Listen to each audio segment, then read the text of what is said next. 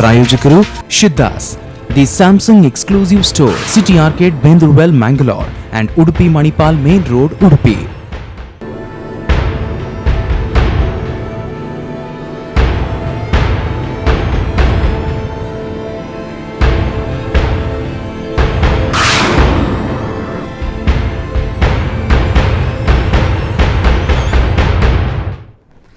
Hi ನಮಸ್ತೆ ವೀಕ್ಷಕರೇ, current affair ವಿಶೇಷ ನೇರ ಪ್ರಸಾರದ ಕಾರ್ಯಕ್ರಮದಲ್ಲಿ ತಮಗೆಲ್ಲ ಸ್ವಾಗತ. ನಾನು ಶ್ರೀಕಾಂತ್ ಶೆಟ್ಟಿ. ಎಂದಿನಂತೆ ಇವತ್ತಿನ ಪ್ರಸ್ತುತ ವಿಷಯ ಯಾವುದು ಕೇಳಿದ್ರೆ, ESIಗಾಗಿ ಹಲವಾರು ಸಮಯದಿಂದ ಕಾರ್ಮಿಕರು ನಡೆಸ್ತಾ ಇರತಕ್ಕಂಥ ಹೋರಾಟ ಏನಿದೆ, ಆ ಹೋರಾಟ ಇನ್ನೂ ಕೂಡ ದಡವನ್ನು ಸೇರಿಲ್ಲ. ಅವರ ಇಚ್ಛೆಗಳಿಗೆ ಅಥವಾ ಅವರ ಏನೇನು ಬೇಡಿಕೆಗಳಿವೆ ಅದಕ್ಕೆ ಸರ್ಕಾರ ಪೂರಕವಾಗಿ ಸ್ಪಂದಿಸ್ತಾ ಇಲ್ಲ ಅನ್ನುವಂಥದ್ದನ್ನು ಮತ್ತೊಮ್ಮೆ ಹೇಳ್ತಾ ಇದ್ದೀನಿ. ಯಾಕಂದರೆ ಅಚ್ಚೆ ದಿನ ಇರ್ಬೋದು, ಕಾರ್ಮಿಕರ ಪಾಲಿಗೆ ಅಚ್ಚೆ ದಿನ ಬರಲೇ ಇಲ್ಲ.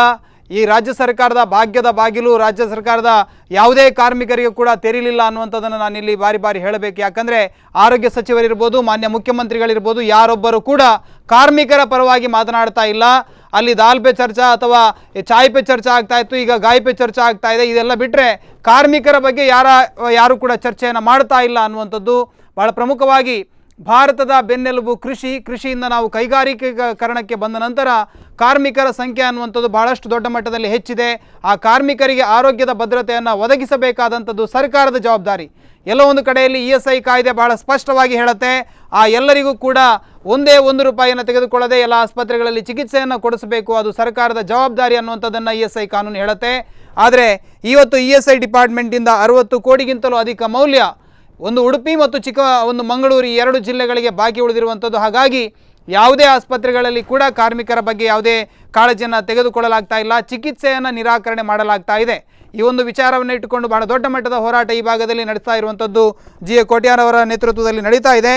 ಅವರು the common people's welfare association ನೇತೃತ್ವದಲ್ಲಿ ಒಂದು ಹೋರಾಟವನ್ನು ನಡೆಸ್ತಾ ಇದ್ದಾರೆ. ಅವರು ನಮ್ಮೊಂದಿಗಿದ್ದಾರೆ, ಅವರ ಕಾರ್ಯಕ್ರಮಕ್ಕೆ ಬರಮಾಡಿಕೊಳ್ತಾ ಇದ್ದಾರೆ. ಸರ್ ನಮಸ್ತೆ. ನಮಸ್ತೆ.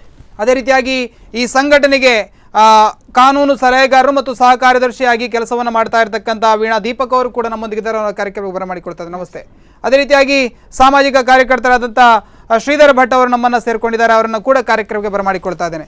ನಾನು ಮೊದಲನೇದಾಗಿ ತಮ್ಮಲ್ಲಿ ಕೇಳಬೇಕು, ತಾವೊಂದು ಮನವಿ ಪತ್ರವನ್ನು ಸಿದ್ಧ ಮಾಡಿದ್ದೀರಿ. ಇದರಲ್ಲಿ 6ನೇ ಪಾಯಿಂಟ್ ಇರುವಂಥದ್ದು, ಡಿಸೆಂಬರ್ 21 ನಂತರ ನೀವು ಯಾರು ಕೂಡ ESIನ ಹಣವನ್ನು ಪಾವತಿ ಮಾಡಬಾರ್ದು ಅಂತ ಕಾರ್ಮಿಕರಿಗೆ ಹೇಳ್ತೀರಿ. ಹೌದು. ಇವತ್ತು ಪಾವತಿ ಮಾಡಿ ಏನಾಗ್ತಾ ಇದೆ? ಇವತ್ತು ಪಾವತಿ ಮಾಡಿ ಏನಾದರೂ ಸಿಗ್ತಾ ಇದೆಯಾ ಕಾರ್ಮಿಕರಿಗೆ? ಸಿಕ್ಕೋದಿಲ್ಲ. ಆದರೆ ಕಾನೂನೊಂದು ಏನಿದೆ ಹೇಳ್ತದೆ, ಸೆಕ್ಷನ್ಸ್ 20ಯಲ್ಲಿ ಯಾವುದೇ ಕಾರ್ಮಿಕ ಹಣ ESI ಕಲೆಕ್ಟ್ ಮಾಡಿದ್ದನ್ನು ಸ್ಟೇಟ್ ಬ್ಯಾಂಕಿಗೆ ತುಂಬಬೇಕು. ತುಂಬಿದ ನಂತರ 21st of the every month director ಜನರಲ್ಲಿಗೆ ಡಿಲ್ಲಿಗೆ ಹೋಗಲೇಬೇಕು. ಅದರಲ್ಲಿ ಟೋಟಲ್ ಸೆಕ್ಷನ್ 22 ಪ್ರಕಾರ 300 crores ಪರ್ ಎಲವ್ ಮಾಡಿಟ್ಟಿದ್ದಾರೆ. ಈಗ ವರ್ಷಕ್ಕೆ ಹೆಚ್ಚಾಗ್ತದೆ. ಆ ಹಣ ಬರೀ ನಿಮ್ಮ ಚಿಕಿತ್ಸೆಗಾಗಿ, ರಿಟೈರ್ಮೆಂಟ್ ಅವ್ರದ್ದು ಆಕ್ಸಿಡೆಂಟಲ್ ಬೆನಿಫಿಟು, ಸಂಬಳ ಅದೇ ಇದಕ್ಕಾದರೆ ಬರೀ ಎಂಪ್ಲಾಯೀಸ್ ಇದೆ, ಅವರ ಎಂಪ್ಲಾಯೀಸಿಗಲ್ಲ ಖರ್ಚು ಮಾಡಬೇಕು.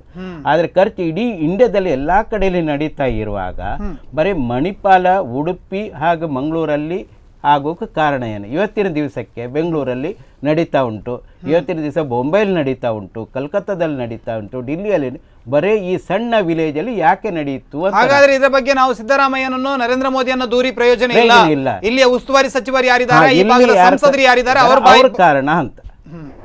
ಇದಕ್ಕೆ ನಾನು ಹುಡುಕಿದ ಪ್ರಕಾರ ಟೋಟಲ್ 68 crores ಟೋಟಲ್ ಅವರು ಕೊಡಬೇಕು. ಇಲ್ಲಿ 400 ಕೋಟಿಯ ಇಲ್ಲಿ ಫೈನಾನ್ಷಿಯಲ್ ಸ್ಕ್ಯಾಮ್ ಅಂತ ತಾವು ಹೇಳಿದಿರಿ. ಹೌದು, 400. ಯಾವ ಆಧಾರದಲ್ಲಿ? ಅಂದ್ರೆ ನೋಡಿ, ಸಣ್ಣ ಒಂದು ಕಂಪನಿ ಇದೆ, ನಾನು ತೆಗಿತೆ, ಇಲ್ಲೇ ಉಂಟು. 450 ಜನ ಕಂಟ್ರಿಬ್ಯೂಟ್ ಮಾಡಿದ್ದಾರೆ.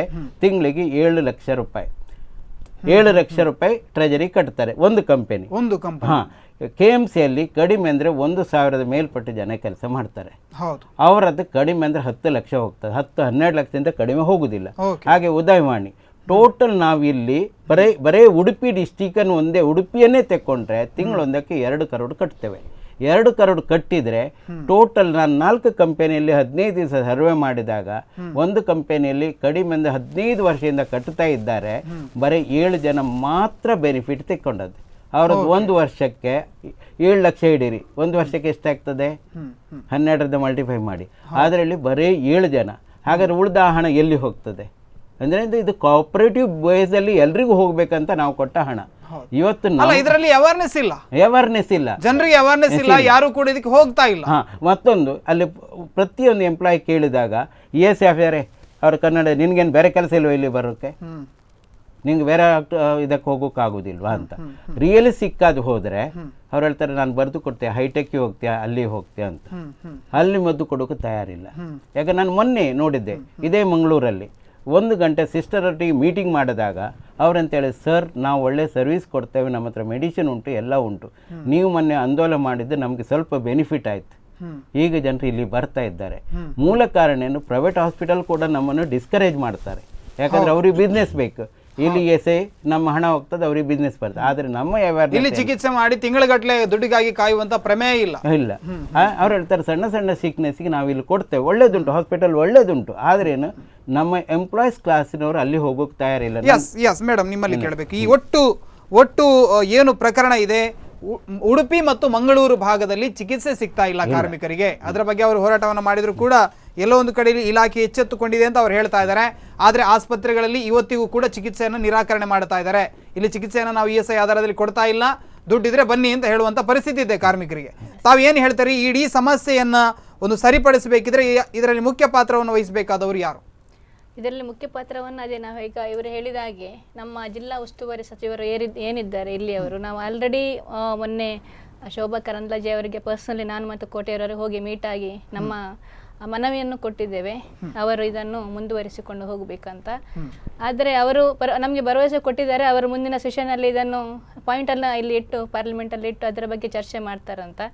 ನಮಗೆ ಏನು ಭರವಸೆ ಇದೆ ಹೇಳಿದರೆ ಅವರು ಇನ್ನೂ ಸ್ಟಾರ್ಟ್ ಮಾಡ್ಬೋದು ಅಂತ. ಕ್ಯಾಶ್ಲೆಸ್ ಫೆಸಿಲಿಟಿ ಏನು ನಮ್ಮ ಎಂಪ್ಲಾಯೀಸ್ಗೆ ಸಿಗಬೇಕಾಗಿದೆ ಕಾರ್ಮಿಕರಿಗೆ, ಅದನ್ನು ಅವರು ಪ್ರಾರಂಭ ಮಾಡಬಹುದು ಎಂಬ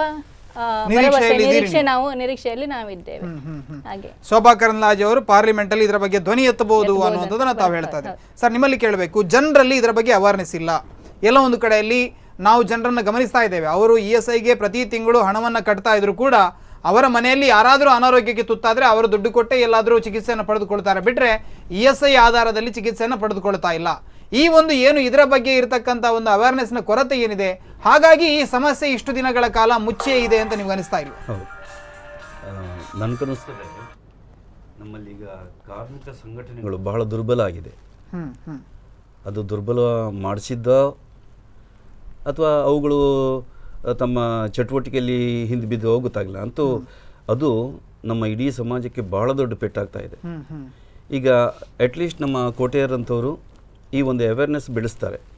ಆ ಬೆಳೆಸುವಾಗ ಆ ರೀತಿಯ ಸಂಘಟನೆ ಆಗ್ತಾ ಬಂದರೆ ಕಾರ್ಮಿಕರಿಗೆ, ಬಡವರಿಗೆ, ಮತ್ತು ಇದು ಕೇವಲ ನಾವು ನಮ್ಮ ಸಂಘಟನೆ ಕೇವಲ ಅವರಿಗಾಗಿ ಮಾಡ್ತಾ ಇಲ್ಲ, ನಮ್ಮದು ಟ್ರೇಡ್ ಯೂನಿಯನ್ ಅಲ್ಲ, ನಮ್ಮದು ಯಾವುದೇ ಪಕ್ಷಕ್ಕೆ ಸಂಬಂಧಪಟ್ಟದಲ್ಲ. ಆದರೆ ಯಾರಾದರೂ ಅಂತ ಕೆಲಸ ಮಾಡಿದ್ರೆ ನಾವು ಅದಕ್ಕೆ ಬೆಂಬಲ ಕೊಡ್ತೇವೆ. ಅದು ನಮ್ಮ ಸಂಘಟನೆ. ಇದ್ರ ಜೊತೆಗೆ ಜನಸಾಮಾನ್ಯರನ್ನು ಕೂಡ ಬೇರೆ ಬೇರೆ ವಿಚಾರಗಳಲ್ಲಿ ನಾವು ಅವರನ್ನು ಅವೇರ್ನೆಸ್ ಕ್ರಿಯೇಟ್ ಮಾಡಲಿಕ್ಕೆ ನಾವು ಈ ಸಂಘಟನೆ ಮೂಲಕ ಪ್ರಯತ್ನ ಮಾಡ್ತಾ ಇದ್ದೇವೆ. ಒಂದು ಬಳಕೆದಾರರ ವೇದಿಕೆ ಹಾಗೆ. ಹೌದು. ನಾನು ಕೇಳಬೇಕು, ಕೇರಳದಲ್ಲಿ ಈ ಒಂದು ಕಾರ್ಮಿಕರ ಬಗ್ಗೆ ಇರುವಂತಹ ಒಂದು ಕಾಳಜಿ, ಅಲ್ಲಿಯ ಸಂಘ ಸಂಸ್ಥೆಗಳು ಅದಕ್ಕೆ ಬೇಕಾಗಿ ಮಾಡತಕ್ಕಂಥ ಕೆಲಸ ನಮ್ಮೂರಲ್ಲಿ ಆಗ್ತಾ ಇಲ್ಲ. ಅದಕ್ಕೆ ಪ್ರಮುಖ ಕಾರಣ ಏನು ಅಂತ ಅನಿಸ್ತಾ ಇದೆ? ಇಲ್ಲಿ ಅಧಿಕಾರಶಾಹಿಗಳು ಎಲ್ಲೋ ಒಂದು ಕಡೆಯಲ್ಲಿ ಬಂಡವಾಳಶಾಹಿಗಳ ಬೆನ್ನಿಗೆ ನಿಂತಿದ್ದಾರೆ. ನಾನು ಹೇಳುವ ಪ್ರಕಾರ ಹೇಳೋದಿದ್ರೆ ಕ್ಯಾಪಿಟಲಿಸಂ. ನಾನು 1-2 ವರ್ಷದಿಂದ ಸರ್ವೆ ಮಾಡ್ತಿದ್ದೆ, ಹಳ್ಳಿಗೆ ಹೋಗಿ ಎಲ್ಲ ಸರ್ವೆ ಮಾಡ್ತಿದ್ದೆ. ಈಗ ಪ್ರತಿಯೊಬ್ಬರಿಗೂ ನನಗೆ MNCಯಲ್ಲಿ ಕೆಲಸ ಬೇಕು. MNC ಅಂದರೆ ಕಾಲ್ ಸೆಂಟರ್ ಅಲ್ಲಿ ಇಲ್ಲಿ ಅಂತ. ಅವರಿಗೇನು ಅಲ್ಲಿ ಸಂಬಳ ಬರ್ತದೆ, ಅವರು ದೇ ಆರ್ ನಾಟ್ ಇಂಟ್ರೆಸ್ಟೆಡ್. ಅವರು ESI ಇದ್ದು ನಾನು ಟೋಟಲ್ ಇವತ್ತಿನವರೆಗೆ 1,500 ಜನನು 3 ದಿವಸದಲ್ಲಿ ಇಂಟರ್ವ್ಯೂ ಮಾಡಿದೆ. ಅವ್ರು ನಮ್ಗೆ ESI ಅಂದರೆ ಏನಂತ ಗೊತ್ತಿಲ್ಲ, ಬರೀ ನಮ್ಮ ಸಂಬಳದಿಂದ ಕಟ್ಟು ಮಾಡ್ತಾರೆ ಸರ್, ನಮ್ಗೆ ಆದರೆ ಏನು ಗೊತ್ತಿಲ್ಲ. ನಾನು ಹೇಳಿದೆ ನಾಳೆ ಸೆಮಿನಾರ್ ಮಾಡಿ 100% ನಾವು ಬರ್ತೇವೆ. ಅಂದರೆ ನಮ್ಮಲ್ಲಿ ಮೇಯ್ನ್ ಏನಾಗಿದೆ, ಕೊರತೆ ಅಂದರೆ ಏನಾಗಿದೆ ನಾನು ಹೇಳ್ತೇವೆ. ನಾನೊಬ್ಬ ಟ್ರೇಡ್ ಯೂನಿಯನ್ ಲೀಡರ್ ಒಂದು ಕಾಲದಲ್ಲಿ. ಇವತ್ತು ಟ್ರೇಡ್ ಯೂನಿಯನ್ ಎಂಬ ವರ್ಡು ನಮ್ಮ ಸಮಾಜದಿಂದ ತೆಗೆದು ಹಾಕಿದ್ದಾರೆ. ಇದಕ್ಕೆ ಮೂಲ ಕಾರಣ ನಮ್ಮ ಪೊಲಿಟಿಕಲ್ ಸಿಸ್ಟಮ್. ಅವರಿಗೆ ಟ್ರೇಡ್ ಯೂನಿಯನ್ ಬೇಡ, ಕ್ಯಾಪಿಟಲಿಸ್ಟ್ ಬೇಕು, ವರ್ಕರ್ ಬೇಕು, ಗುಲಾಮರಾಗಿರಬೇಕು. ಇದೇ ಬಿಟ್ಟು ಬೇರೆ ಯಾವುದೇ ಅವರಲ್ಲಿ ಇಲ್ಲ. ದಬ್ಬಾಳಿಕೆ ಮೂಲಕ ನಾವು ಮುಂದೆ ಹೋಗ್ತೇವೆ. ಇವತ್ತಿನ ದಿವಸಕ್ಕೆ ನಾನು ಒಂದು ಖುಷಿ ವಿಷಯ ನಿಮ್ಮ ಹತ್ರ ಇಡೋಕ್ಕೂ ತಯಾರಿದ್ದೆ. ಇವತ್ತು ನಾವು 15ನೇ ತಾರೀಕಿಗೆ ಅಂದರೆ 14ನೇ ತಾರೀಕು ಸ್ಯಾಟರ್ಡೆ ದಿವಸ ಒಂದು ಮಿನಿಟ್ಸ್ ಆಫ್ ದ ಮೀಟಿಂಗ್ ಅಂತ ESI ಆಫೀಸಿಂದ ಬಂದಿದೆ. ಟೋಟಲ್ ಎಷ್ಟು ಹಾಸ್ಪಿಟಲ್ ಅವರದ್ದು, commissioner of labour, district DC, SP ಹಾಗೂ ಅವರದ್ದು ಎಲ್ಲರ ಜಾಯಿಂಟ್ ಮೀಟಿಂಗ್ ಆಗಿ ಒಂದು ರಿಸೊಲ್ಯೂಷನ್ ಪಾಸ್ ಮಾಡಿದ್ದಾರೆ. ನೀವು 15ನೇ ತಾರೀಕಿನಿಂದ ನಿಮ್ಮ ಟ್ರೀಟ್ಮೆಂಟನ್ನು ಕ್ಯಾಶ್ಲೆಸ್ ಮಾಡಲೇಬೇಕು. ನಾವು 15 ಡಿಸೆಂಬರಿಗೆ ಅದನ್ನು ನಿಮಗೆ 100% ಪೇಮೆಂಟ್ ಕೊಡ್ತೇವೆ. ಅಂದರೆ under the provision of the act ಅಂಥ ಮಿನಿಟ್ಸನ್ನು ಉಲ್ಲಂಘನೆ ಮಾಡುವ ಅಧಿಕಾರ ಯಾರಿಗೂ ಇಲ್ಲ, ಅವರು ಕಟ್ಟಲೇಬೇಕು. ಆದರೆ ಅದು ಕೂಡ ನನಗೊಂದು ಖುಷಿ. ಇವತ್ತು ನನಗೆ KMC ಅವರು ಹೇಳಿದ್ರು, ನಂದು ಆ ದಿವಸ birthday 15th December is my birthday. If they pay the money, ಅದು ಹಣ ಕೊಟ್ಟರೆ ನಾನು ಆ ದಿವಸ ಬರ್ಡೇ ಸೆಲೆಬ್ರೇಷನ್ ಮಾಡುತ್ತೆ on behalf of the worker ಅಂತ. ಅವ್ರು ಹೇಳಿದ್ರು ಇದು ನಮಗೂ ತುಂಬ ಖುಷಿಯ ವಿಷಯ, ನೀವು ಮುಂದೆ ಹೋದೋದಕ್ಕೆ ಇದಾಯ್ತು, ಇಲ್ಲದಿದ್ದರೆ ಆಗ್ತಿರ್ಲಿಲ್ಲ. ಅದರಿಂದ ನೀವು ನಿಮ್ಮ ಚಟುವಟಿಕೆಯನ್ನು ಬಂದ್ ಮಾಡಿದರೆ 15ಕ್ಕೆ ಪೇಮೆಂಟ್ ಅವರು ಖಂಡಿತ ಕೊಡುವುದಿಲ್ಲ. ನಾನು ಅವರಿಗೆ ಲೆಟರ್ ಕೊಟ್ಟೆ, ಅವ್ರು ಓದಿ ಹೇಳಿದ್ರೆ ಸರ್ ನೀವು ಮಾಡಿದ್ದು ಕರೆಕ್ಟ್. ಸರಿ ಈಗ ಒಂದು ಹಣ ಬಿಡುಗಡೆ ಆಗಬೇಕಿದ್ರೆ ಅಲ್ಲಿ ಒಂದು ರೀತಿಯಲ್ಲಿ ತಾವು ಹೇಳ್ತಾ ಇದ್ದೀರಿ ಹಗರಣ ಆಗಿದೆ, ಹಗರಣ ಆಗಿದೆ ಅಂತ ಹೇಳ್ತಾ ಇದ್ದೀರಿ. ಅದು ಕ್ಲಿಯರ್ ಆಗಿದೆ ಅಥವಾ ಅದರ ಬಗ್ಗೆ ಅವರಿಗೆ ಕ್ಲಿಯರಿಫಿಕೇಶನ್ ಹೋಗದೆ ಅವರು ಅಲ್ಲಿಂದ ಫಂಡ್ ಅನ್ನ ಕೊಡ್ತಾರೆ ಅಂತ ನಿಮ್ಗೆ ಅನಿಸ್ತಾ ಇದೆಯಾ? ಕೇಂದ್ರದಿಂದ ಇರ್ಬೋದು, ರಾಜ್ಯದಿಂದ ಇರ್ಬೋದು. ಈಗ ಒಂದು ವಿಷಯದಲ್ಲಿ ನಾನು ಕ್ಲಿಯರ್ ಹೇಳ್ತೆ. ಈಗ ಸೆಂಟ್ರಲ್ ಕಮಿಟಿಗೆ ಹೋಗಿದೆ ಈ ಮ್ಯಾಟರ್. ಸೆಂಟ್ರಲ್ ಕಮಿಟಿ ಅಂದ್ರೆ ಇದು ಸ್ಟೇಟ್ ಲೆವೆಲ್ ಅಲ್ಲ, it is a central committee. Director general of ESA ಅವರೇ ಇದನ್ನು ಆಕ್ಷನ್ ತಗೊಂಡು ಇದು ಮಾಡಬೇಕು. ಇವತ್ತು ಅವರಿಗೆ ಹಣ ಶಾರ್ಟ್ ಬಿದ್ದರೂ ಕೂಡ ಅವರಿಗೆ ನಾಳೆ ಎಲ್ಲ ದೇಶದ 1,25,000 ಟೋಟಲ್ 1 ಮಿಲಿಯನ್ ಎಂಪ್ಲಾಯೀಸ್ ಇದ್ದಾರೆ. ಅವರೆಲ್ಲ ಒಟ್ಟಾದರೆ ನಮ್ಮ ಸರ್ಕಾರ ನಡೀಲಿಕ್ಕೆ ಸಾಧ್ಯ ಇಲ್ಲ. ಈಗ ಆಂದೋಲನ ಆಗ್ತದೆ. ಬರೀ ಮಣಿಪಾಲ ಉಡುಪಿಗೆ ಸೇರಿದ್ದಲ್ಲ, ಇಡೀ ಇಂಡಿಯಾಕ್ಕೆ ಆಗ್ತದೆ. ಹಾಗೂ ಯಾವ ಮಿನಿಸ್ಟ್ರು ನಿಲ್ಲಿಕ್ಕೆ ಆಗೋದಿಲ್ಲ, ಯಾವ ಪಾರ್ಲಿಮೆಂಟ್ರು ನಿಲ್ಲಿದೆ. ಪ್ರೊಡಕ್ಷನ್ ಇಲ್ಲದೆ ದೇಶ ನಡೆಯುವ ಸಾಧ್ಯ ಇಲ್ಲ. ಈಗ ನಾಳೆ ನಾನು 25ನೇ ತಾರೀಕಿಗೆ ನಾನು ಜೈಲ್ ಬಾರೋ ಆಂದೋಲನಕ್ಕೆ ಆ ದಿವಸ ಇಡೀ ಮಣಿಪಾಲದ ಇಂಡಸ್ಟ್ರಿಯಲ್ ಝೋನ್ ಅವರು ರಜೆ ಕೊಡೋಕೆ ತಯಾರಿದ್ದಾರೆ. ಅವಾಗ ಬಂದಾದ್ರೆ ಯಾರಿಗೂ ಲಾಸ್ ಆಗ್ತದೆ? ಸರ್ಕಾರಕ್ಕೂ ಲಾಸ್ ಆಗ್ತದೆ, ನಮಗೂ ಲಾಸ್ ಆಗ್ತದೆ, ಎಲ್ರಿಗೂ ಲಾಸ್ ಆಗ್ತದೆ. ಅಂಥದ್ದನ್ನು ನಾವು ಮಾಡಬಾರ್ದು. ಅಂದ್ರೆ ನಿಮಗೆ ಇಲ್ಲಿ ಮಾಲಕರ ಬೆಂಬಲಗಳು ಸಿಗಬಹುದಾ? ಮಾಲಕರ ಬೆಂಬಲ 100% ಕೊಡ್ತಾರೆ. ಯಾಕಂದ್ರೆ ಅವರ ಹಣ 4.5% ಕಟ್ತಾರೆ. ಅವ್ರು ಅದೇ ಹೇಳ್ತಾರೆ, ನಾವು ಯಾಕಾಗಿ ವರ್ಕರಿಗೆ ಕಟ್ಟಬೇಕು? ಅವರಿಗೆ ಬೆನಿಫಿಟ್ ಇಲ್ಲದ ನಂತರ ನಮ್ಮ ಹಣ ದೇಶಕ್ಕೆ ಯಾಕೆ ಕೊಡಬೇಕು? ಎಸ್ ಮೇಡಮ್, ಇಲ್ಲಿ ಸಣ್ಣ ಒಂದು ವಿಚಾರ ಬರುವಂಥದ್ದು, ಜೈಲ್ ಬರೋ ಇರ್ಬೋದು ಅಥವಾ ಈ ಥರ ಹಲವಾರು ಆಂದೋಲನಗಳನ್ನು ನಾವು ನಡೆಸ್ಬೋದು. ಆದರೆ ಎಲ್ಲೋ ಒಂದು ಕಡೆಯಲ್ಲಿ ಇಷ್ಟು ಒಂದು ವ್ಯವಸ್ಥೆ ಈ ರೀತಿ ಅಧೋಗತಿಗೆ ಹೋಗ್ತಾ ಇರಬೇಕಿದ್ರೆ ರಾಜಕಾರಣಿಗಳು ಮೌನ ವಹಿಸ್ತಾರೆ. ನೀವಾಗಿ ಧ್ವನಿ ಎತ್ತುವವರೆಗೆ ಅವರ ಹೊಣೆಗಾರಿಕೆಯನ್ನು ಅಥವಾ ಅವರು ಏನು ಕೆಲಸವನ್ನು ಮಾಡಬೇಕು ಅದನ್ನು ಮಾಡೋದಿಲ್ಲ. ಈ ವ್ಯವಸ್ಥೆಯನ್ನು ಸರಿಪಡಿಸೋದು ಸಾಧ್ಯ ಇಲ್ಲ ಅಂತ ನಿಮ್ಗೆ ಅನಿಸ್ತಾ ಇದೆಯಾ? ಖಂಡಿತ ಸರಿಪಡಿಸ್ಬೋದು. ಮೇನ್ ಏನು ಹೇಳಿದರೆ ನಾವು ಕಲ್ತ್ಕೊಳ್ಬೇಕು. ನಮಗೆ ನಮಗೆ ಹಕ್ಕು ಉಂಟು ಅದನ್ನು ನಾವು ಫೈಟ್ ಮಾಡ್ಲಿಕ್ಕೆ ಕಲ್ತ್ಕೊಳ್ಬೇಕು. ಇವತ್ತು ನಾವು ಏನೋ ಪ್ರಾಬ್ಲಮ್ ಆಗಿದೆ, ಸಪೋಸ್ ಒಂದು ಎಕ್ಸಾಂಪಲ್ ಹೇಳೋದಿದ್ರೆ ನಮ್ಮ ಬದಿ ಮನೆಯವ್ರಿಗೆ ಏನೋ ಪ್ರಾಬ್ಲಮ್ ಆದರೆ ಅದು ನಾವು ಎಣಿಸ್ತೇವೆ ನಮಗೆ ಆದದ್ದಲ್ಲ ಅಂತ. ಅವರ ಪ್ರಜ್ಞೆ ಇಲ್ಲ, ಅವರ ಪ್ರಾಬ್ಲಮ್ ನಾವ್ಯಾಕೆ ನಿಷ್ಠರಾಗಬೇಕು, ನಾವ್ಯಾಕೆ ಮುಂದೆ ಹೋಗ್ಬೇಕಂತ ಈ ನಮ್ಮ ಮನಸ್ಥಿತಿಯನ್ನು ನಾವು ಚೇಂಜ್ ಮಾಡ್ಕೊಳ್ಬೇಕು. ನಾಳೆಗೆ ಅವನಿಗೆ ಬಂದ ಪ್ರಾಬ್ಲಮ್ ನಾಡ್ದು ನನಗೂ ಬರ್ಬೋದು, ನಾನು ಅದೇ ಪ್ರಾಬ್ಲಮ್ ಫೇಸ್ ಮಾಡೋ, ನಾವು ಒಟ್ಟಾಗಿ ಜೊತೆಗೂಡಿ ಅದನ್ನು ಫೇಸ್ ಮಾಡಿ ಫೈಟ್ ಮಾಡಬೇಕು. ಫೈಟಿಂಗ್ ನೇಚರ್ ಬರಬೇಕು ನಮ್ಮಲ್ಲಿ. ಈಗ ನೋಡಿ ESI ಎಷ್ಟು ಮೆಂಬರ್ಸ್ ಎಲ್ಲ ಇದ್ದಾರೆ ನಮ್ಮ ಇಡೀ ದೇಶದಲ್ಲಿ, 1,75,00,000 ತನಕ ಮೆಂಬರ್ಸ್ ಇದ್ದಾರೆ. ಹೆಚ್ಚಿನ ಇದರಲ್ಲಿ ಒಂದು 10% ಜನರಿಗೂ ಇದರ ಫೆಸಿಲಿಟಿಯ ಏನು ಫೆಸಿಲಿಟಿ ಅಂತ ಅದರ ಬಗ್ಗೆ ಜ್ಞಾನ ಇಲ್ಲ. ಅದನ್ನು ಹೇಗೆ ಯುಟಿಲೈಸ್ ಮಾಡ್ಬೋದು, ಹೇಗೆ ನಾವು ಅದರಲ್ಲಿ ಏನು ಬೆನಿಫಿಟ್ ಇದೆ. ಇದು ಬರೀ ಕ್ಯಾಶ್ಲೆಸ್ ಫೆಸಿಲಿಟಿ ಮಾತ್ರ ಅಲ್ಲ, ಇದರಲ್ಲಿ ಇಡೀ ಇದು ESI ಪ್ರಿಯಂಬಲ್ ಹೇಳ್ತದೆ, this is A social security to whole family. ಒಬ್ಬ ಕಾರ್ಮಿಕನ ಸೋಷಿಯಲ್ ಸೆಕ್ಯೂರಿಟಿ ಹೇಗೆ ಹೇಳಿದ್ರೆ ಸಾಮಾಜಿಕ ಭದ್ರತೆ ಏನ್ ಹೇಳಿದ್ರೆ ಅವನಿಗೆ ಅವನ ಅವಲಂಬಿತರಿಗೆ, ಹೆಂಡತಿ, ಮಕ್ಕಳು, ತಂದೆ ತಾಯಿ, ತಂಗಿಯಂದರು, ತಮ್ಮಂದರು ಯಾರು ಡಿಪೆಂಡೆಂಟ್ ಇದ್ದಾರೆ ಅವರನ್ನೆಲ್ಲ ಕವರೇಜ್ ಸಿಗ್ತದೆ. ಮಾತ್ರ ಅಲ್ಲ, ಇವನಿಗೆ ಇದು ಬಾಣಂತಿಯರ ಸಮಯದಕ್ಕೆ ಪ್ಲಸ್ ಅವನಿಗೆ ಜಾಬಲ್ಲಿರುವಾಗ ಆಕ್ಸಿಡೆಂಟ್ ಆದರೆ, ಅಂಗವಿಕಲತೆ ಆದರೆ, ಇಲ್ನೆಸ್ ಟೈಮಲ್ಲಿ ಅಥವಾ ಆಕ್ಸಿಡೆಂಟಲ್ ಬೆನಿಫಿಟ್, ಟೆಂಪರರಿ ಡಿಸೇಬಲ್ಮೆಂಟ್ ಆದರೆ ಅವನ ಲೈಫಲ್ಲಿ ಏನೋ ಅವನದ ಸಂಬಳದ ಎಷ್ಟೋ ಪರ್ಸೆಂಟೇಜ್ ಅವನ ಫ್ಯಾಮಿಲಿಗೆ ಪಡೆದುಕೊಳ್ಳುವ ಹಕ್ಕುಂಟು. ಈ ಇದರ ಬಗ್ಗೆ ಜನರಿಗೆ ಜಾಗೃತಿ ಇಲ್ಲ, ಬೆನಿಫಿಷಿಯರೀಸ್ಗೆ ಅದರ ಬೆನಿಫಿಟ್ ಬಗ್ಗೆ ಏನೂ ಅವೇರ್ನೆಸ್ ಇಲ್ಲ. ಸೊ ಅದಕ್ಕೋಸ್ಕರ ನಾವು ಈಗ ಓರಿಯಂಟೇಷನ್ ಪ್ರೋಗ್ರಾಮ್ ಮಾಡಿಕೊಳ್ಳುವಂತ ಇದ್ದೇನೆ. ಯಾರ ಒಟ್ಟಿಗೆ employers as well as employees coordination ಅಲ್ಲಿ ಅವರ ಹತ್ರ ಎಂಪ್ಲಾಯರ್ಸ್ ಹೆಚ್ಚಿನವರು ರೆಡಿ ಆಗಿದ್ದಾರೆ. ಅವರ ಕೋಆರ್ಡಿನೇಷನ್ ಒಟ್ಟಿಗೆ ಎಲ್ಲರನ್ನು ಜೊತೆಗೂಡಿಸಿ ಅವರಿಗೆ ಟ್ರೈನ್ ಮಾಡುವ ಅಂತ, ಹೇಗೆ ನಿಮ್ಮ ಫೆಸಿಲಿಟಿಯನ್ನು ನಿಮಗೆ ಏನು ಬೆನಿಫಿಟ್ ಸಿಗ್ತದೆ ಅದನ್ನು ಯಾವ ರೀತಿ ನೀವು ಯುಟಿಲೈಸ್ ಮಾಡ್ಕೊಳ್ಬಹುದು, ಏನೇನು ನಿಮಗೆ ಮತ್ತು ನಿಮ್ಮ ಕುಟುಂಬದವರಿಗೆ ಏನೆಲ್ಲ ಸೆಕ್ಯೂರಿಟೀಸ್ ESI ಅಲ್ಲಿ ಇದೆ. ಇದು ಬರೀ ಕ್ಯಾಶ್ಲೆಸ್ ಫೆಸಿಲಿಟೀಸ್ ಮಾತ್ರ ಅಲ್ಲ, ನಿಮಗೆ ಆರೋಗ್ಯ ಸಂಬಂಧಪಟ್ಟ ಮಾತ್ರ ಅಲ್ಲ, ನಾಳೆ ಏನಾದರೂ ಅವಘಡಗಳು ಸಂಭವಿಸಿದ್ರು ಇದರಲ್ಲಿ ನಿಮಗೆ ಬೇಕಾದ ಪರಿಹಾರಗಳು ಸಿಗತ್ತೆ ಸಿಗುತ್ತೆ ಅನ್ನುವಂತ ಮಾಹಿತಿಯನ್ನು ಅವ್ರಿಗೆ ಕೊಡಬೇಕು ಅಂತ ಕೊಡಬೇಕು ಅಂತ ಹೇಳ್ತಾರೆ. ನಾವು ತಿಂಗಳಿಗೆ ಒಂದು ನಾವು ಓರಿಯಂಟೇಷನ್ ಪ್ರೋಗ್ರಾಮ್ ಇಟ್ಕೊಳ್ಳೋದು. ಇದರ ಬಗ್ಗೆ ನಾವು ಚರ್ಚೆ ಮಾಡೋಣ. ವೀಕ್ಷಕರ ಪುಟ್ಟ ವಿರಾಮವನ್ನು ತೆಗೆದುಕೊಳ್ತಾ ಇದ್ದೇನೆ. ವಿರಾಮದ ಬಳಿಕ ಈ ಕಾರ್ಯಕ್ರಮ ಮತ್ತೆ ಮುಂದುವರಿಯುತ್ತೆ. Shiddas, the Samsung exclusive store, City Arcade, Bendurwell, Mangalore, and Udupi Manipal Main Road, Udupi.